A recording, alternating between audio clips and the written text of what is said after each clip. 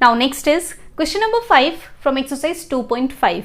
Question is 3t minus 2 upon 4 minus 2t plus 3 upon 3 is equals to 2 upon 3 minus t. इस equation में variable है t. Equation को solve करके हमें t variable की value find करनी है. ओके, सॉल्यूशन स्टार्ट करते हैं. Question is 3t minus 2 upon 4 minus 2t plus 3 upon 3 is equals to 2 upon 3 minus t.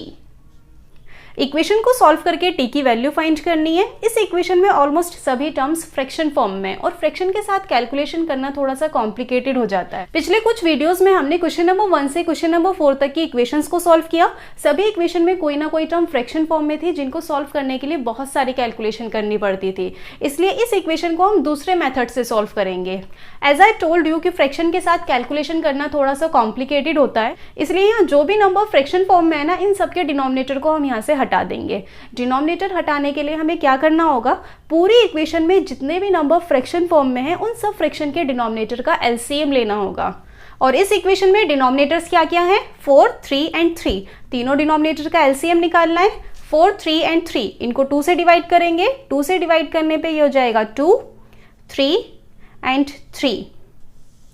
Again 2 से डिवाइड करना है. 2 से डिवाइड करने पे ये हो जाएगा 1, 3 एंड 3. अब यहाँ कोई ऐसा नंबर नहीं है जो 2 से डिवाइड होता है, इसलिए 3 से डिवाइड करेंगे. 3 से डिवाइड करने पे ये होगा 1, 1 एंड 1. क्लियर. और एलसीएम क्या होगा, उसके लिए हम इन तीनों नंबर्स को मल्टीप्लाई कर देंगे. 2 2 = 4, 4 3 = 12. LCM is 12. इस इक्वेशन में जो भी टर्म्स फ्रैक्शन फॉर्म में है उन सबके डिनोमिनेटर का एलसीएम है 12. इसलिए इस इक्वेशन को हम एलएचएस और आरएचएस दोनों साइड 12 से मल्टीप्लाई कर देंगे. Multiplying both side by 12. और 12 से ही क्यों, क्योंकि तीनों फ्रैक्शन के डिनोमिनेटर का एलसीएम 12 है. The LCM of 4, 3 and 3 is 12. इसलिए इस इक्वेशन को हम एलएचएस और आरएचएस दोनों साइड 12 से मल्टीप्लाई करेंगे. Now it will B 12 multiply bye 3t minus 2 upon 4 minus 12 multiply by 2t plus 3 upon 3 is equals to 12 multiply by 2 upon 3 minus 12 multiply by t. Clear. Equation में LHS और RHS में जितनी भी terms थी सबको हमने 12 से मल्टीप्लाई कर दिया.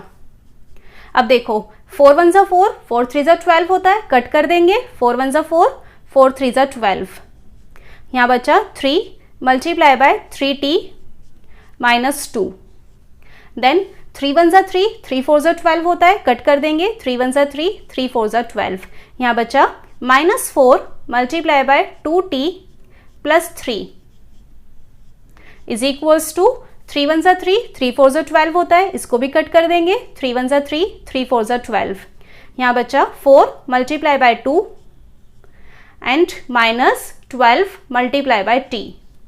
देखो इस इक्वेशन की कितनी सारी टर्म्स फ्रैक्शन फॉर्म में थी, इसलिए हमने इक्वेशन के एलएचएस और आरएचएस दोनों पार्ट को 12 से मल्टीप्लाई कर दिया. और 12 से ही मल्टीप्लाई क्यों किया, क्योंकि इक्वेशन में जितने भी नंबर फ्रैक्शन फॉर्म में हैं उन सब फ्रैक्शन के डिनोमिनेटर का एलसीएम 12 है. इसलिए हमने इक्वेशन के एलएचएस और आरएचएस दोनों पार्ट को 12 से मल्टीप्लाई कर दिया. 12 से मल्टीप्लाई करने पर यहाँ जितने भी डिनोमिनेटर थे वो सब कैंसिल हो गए. इक्वेशन हमारी सिंपल हो गई. अब इस इक्वेशन को हम इजीली सॉल्व कर सकते हैं. Now 3 multiply by 3t minus 2. 3 को ब्रैकेट से मल्टीप्लाई करना है तो 3 की 3t से भी मल्टीप्लाई होगी और 3 की 2 से भी मल्टीप्लाई होगी. 3 को 3t से मल्टीप्लाई करने पे मिलेगा 9t. बीच में माइनस साइन है, माइनस साइन लगाएंगे. फिर 3 को 2 से मल्टीप्लाई करना है. 3 को 2 से मल्टीप्लाई करने पे मिलेगा 6. 9t minus 6. देन माइनस 4 को 2t प्लस 3 से मल्टीप्लाई करना है. 4 को 2t से मल्टीप्लाई करने पे मिलेगा 8t. फिर 4 को 3 से मल्टीप्लाई करना है. 4 को 3 से मल्टीप्लाई करने पे 12 मिलेगा. अब देखो ये प्लस है ये माइनस है, प्लस माइनस माइनस होता है तो माइनस 12 होगा. Is equals to 4 multiply by 2 is 8 minus 12 multiply by t is 12t.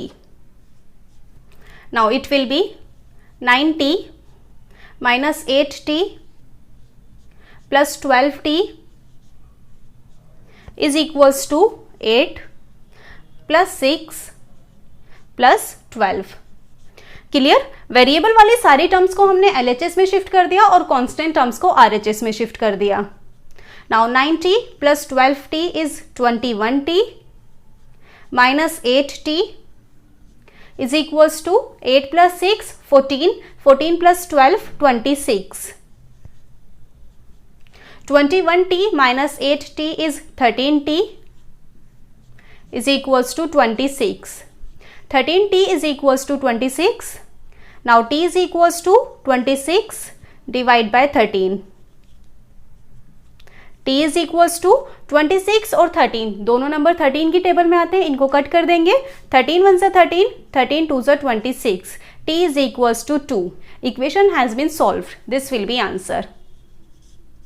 Okay तो जब किसी इक्वेशन में काफ़ी सारी टर्म्स फ्रैक्शन फॉर्म में होती हैं, उनको सॉल्व करने के लिए मैंने आपको दो मेथड सिखा दिए। एक मेथड हमने क्वेश्चन नंबर 1 से क्वेश्चन नंबर 3 तक की इक्वेशन को सॉल्व करने में सीखा था, सेम एक्सरसाइज की, और दूसरा मेथड हमने क्वेश्चन नंबर 5 की इक्वेशन को सॉल्व करने में सीखा है। आपको दोनों में से जो भी मेथड अच्छा लगता है, ईजी लगता है, और दोनों में से जिस भी मेथड की हेल्प से आप क्वेश्चन को बिना गलती के सॉल्व कर सकते हो, आप दोनों में से वही मेथड यूज करना। आपकी चॉइस है, आप कोई भी मेथड यूज कर सकते हो। इंपॉर्टेंट ये है कि आंसर करेक्ट होना चाहिए। Okay, so this was question number 5। I hope the question is clear. If you still have any doubt you can mention in the comment section, and please make sure that you like, share and subscribe to my channel if you like today's video. Your support really means a lot to me. Bye bye.